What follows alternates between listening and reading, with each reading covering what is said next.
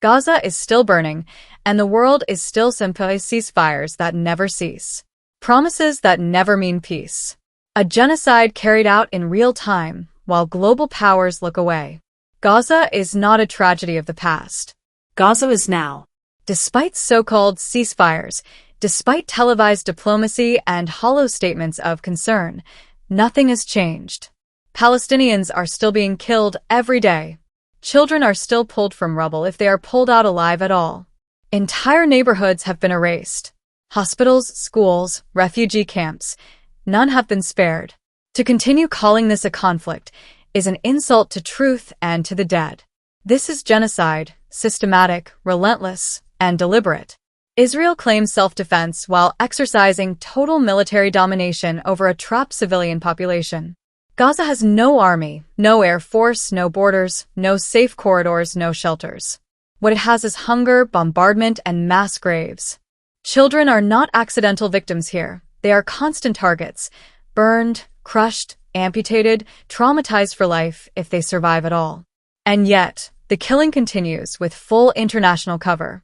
The United States supplies the weapons, the money, and the political protection, vetoing ceasefires, silencing accountability, and rewarding destruction with more arms. The European Union issues statements soaked in hypocrisy, preaching human rights while maintaining trade agreements and military cooperation with the very state violating every principle of international law. The so-called international community hides behind diplomacy, while international law is buried alongside Palestinian children. This is not failure. This is choice. When Russia commits crimes, sanctions follow.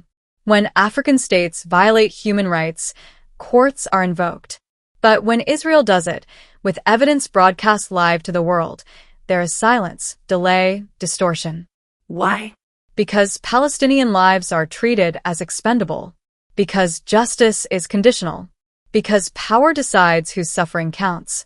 History has already seen this pattern before: atrocities dismissed, crimes justified, victims blamed, until the graves become too many to deny.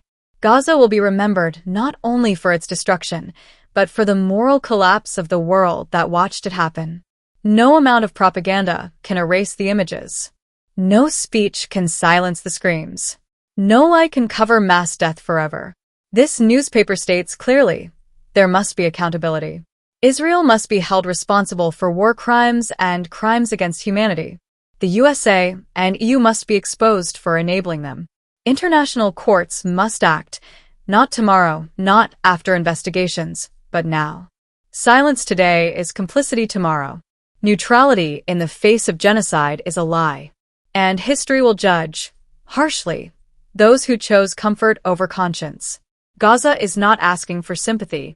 Gaza is demanding justice.